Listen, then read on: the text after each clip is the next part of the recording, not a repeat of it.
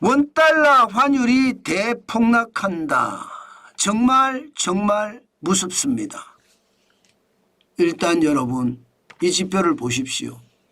지금 원달러 환율이 NDF라고 하죠. 역외 차액결제 선물한 시장에서 1352원까지 떨어졌습니다. 좀 올려서 1357원까지 올라갔지만 시장의 불안감은 여전합니다. 야, 이거 시장에서 과연 감당할 수 있을까요? 안 그래도 지금 수출에 대한 우려감이 큰데 환율까지 이렇게 강해지면 우리 수출이 제대로 될 수 있을까요? 사실 두렵다는 생각이 진짜 많이 듭니다. 이게 말입니다.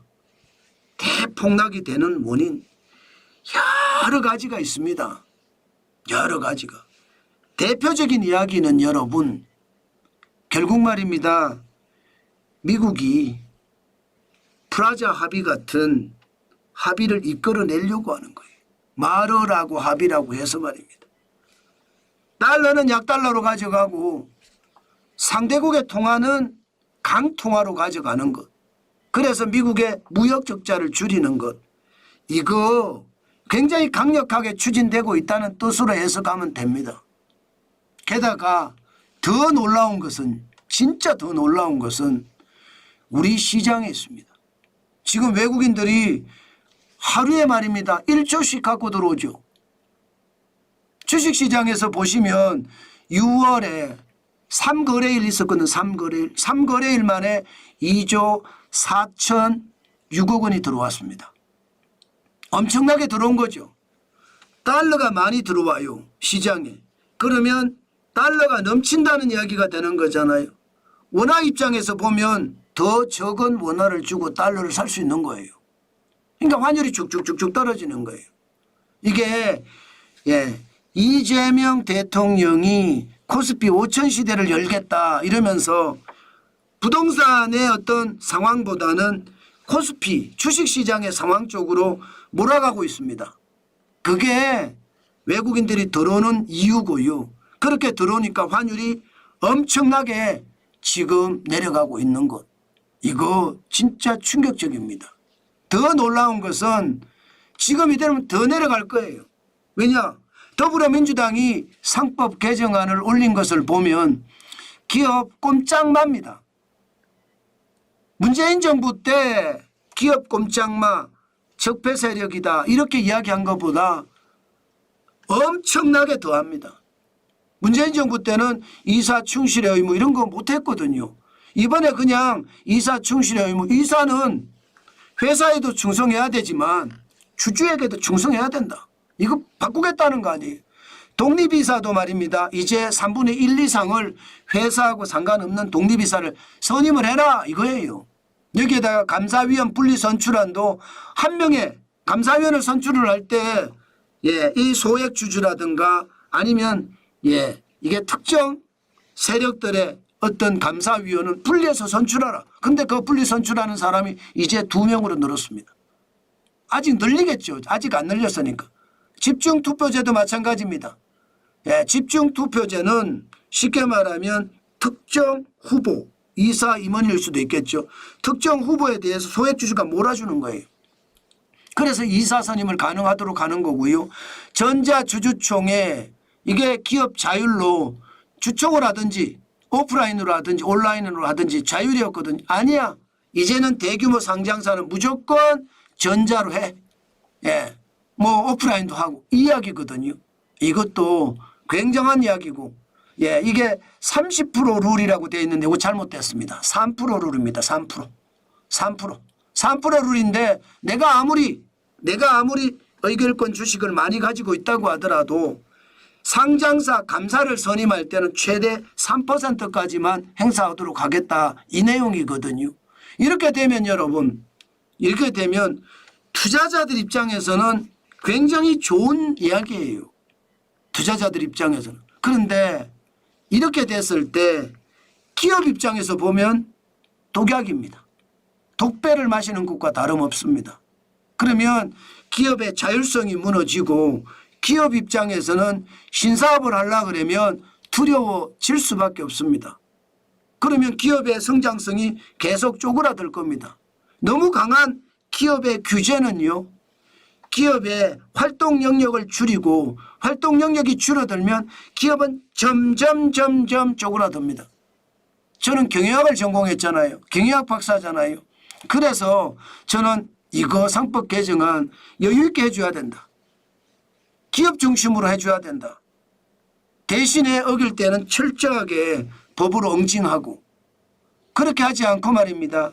이 모든 법안을 한꺼번에 엮어서 기업에게 옥죄한다면 기업들이 과연 실적을 그만큼 낼 수 있을까요? 기업들이 과연 우리나라에서 기업을 하고자 할까요? 기업들이 과연 대한민국을 떠나지 않을까요? 저는 그런 생각이 드는 거예요. 이게 징벌도요, 여러분, 과하잖아요. 과하면 공포사회가 됩니다.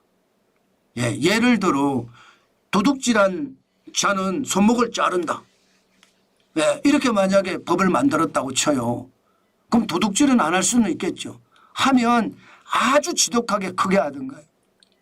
예, 이런 징벌을 내리면요, 사회가 공포감에 쌓여요.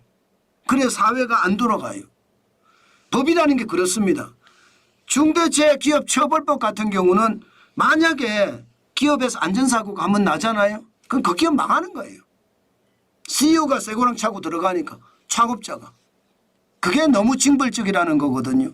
너무 과하면 안 한 입맛도 못하다. 저는 그렇게 생각합니다. 그렇기 때문에 지금 이 법안이 지금 통과가 된다고 하면 또 외국인 자금 들어올 겁니다. 들어오면 환율은 더 떨어진다. 지금 더 떨어질 거라고 생각합니다. 그러면 여러분, 기업들은 죽어납니다. 저는 그렇게 보거든요. 게다가 지금 돈도 더 뿌린대요. 금리도 인하했잖아요. 또 윤석열 정부 마지막에 13조 8천억 원에 추경을 했는데 지금 이재명 정부에서는요 35조를 더 뿌리겠다고 합니다. 그러면 돈도 더 뿌려. 금리도 내려. 게다가 금리 더 내리라고 압박해. 그러면 환율은요. 제가 봐서는 환율은 더 떨어질 가능성 저는 굉장히 많다고 봅니다. 그렇기 때문에 여러분 진짜 조심하셔야 되고요. 더 놀라운 것은 달러 인덱스는 그대로예요.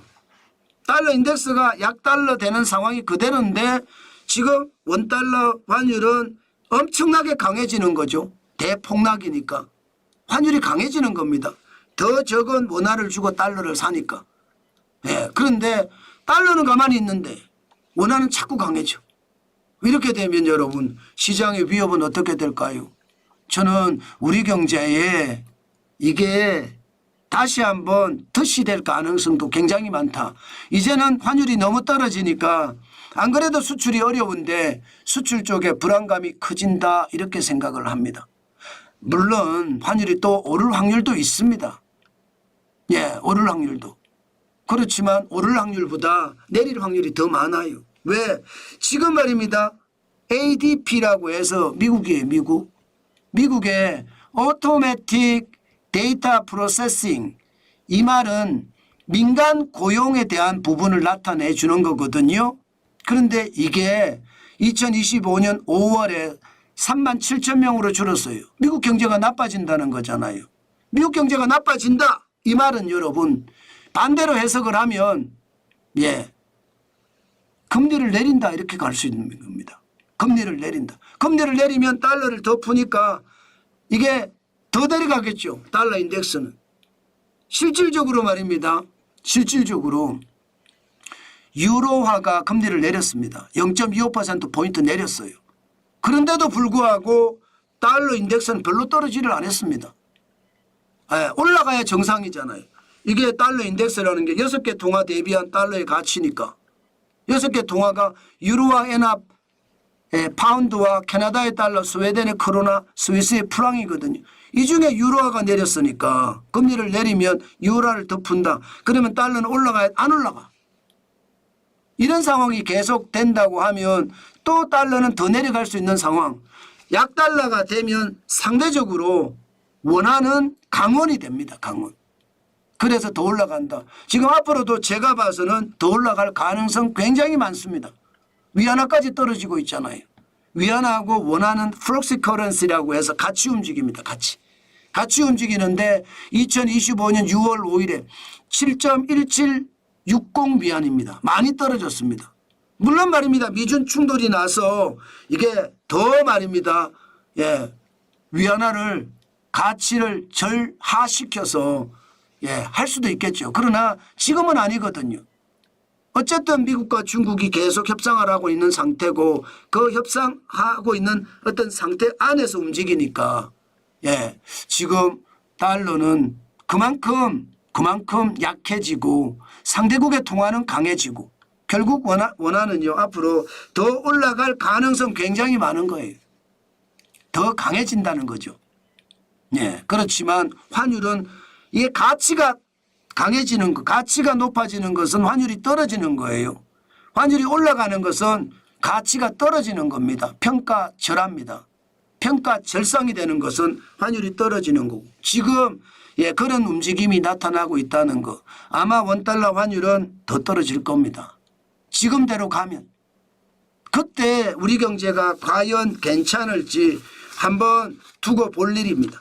그 정도로 시장의 불안감이 크다.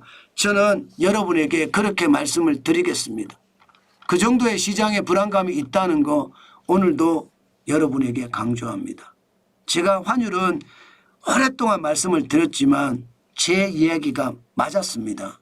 결국 저는 달러를 팔고 지금은 달러를 모으고 있습니다. 지금은 달러를 모으고 있습니다만은 옛날에 달러를 가지고 있던 거 90%를 팔았잖아요. 수익이 많이 났죠. 저야 뭐 달러를 계속 들고 있었으니까요. 그래서 여러분 꼭 시장을 확실히 봐야 될 겁니다. 원달러 환율은요. 지금 굉장히 강해지고 있거든요. 이거 쉬 약해지지 않을 겁니다. 지금 상태로 보면 외국인들은 계속 들어오고요. 우리는 돈을 계속 풀어요. 그만큼 원화는요. 약해진다는 이야기거든요. 이것도 한번 죄송합니다. 원화는 강해진다는 이야기거든요. 이것도 한번 검증해서 보시는 거 꼭 필요하지 않을까 저는 생각합니다.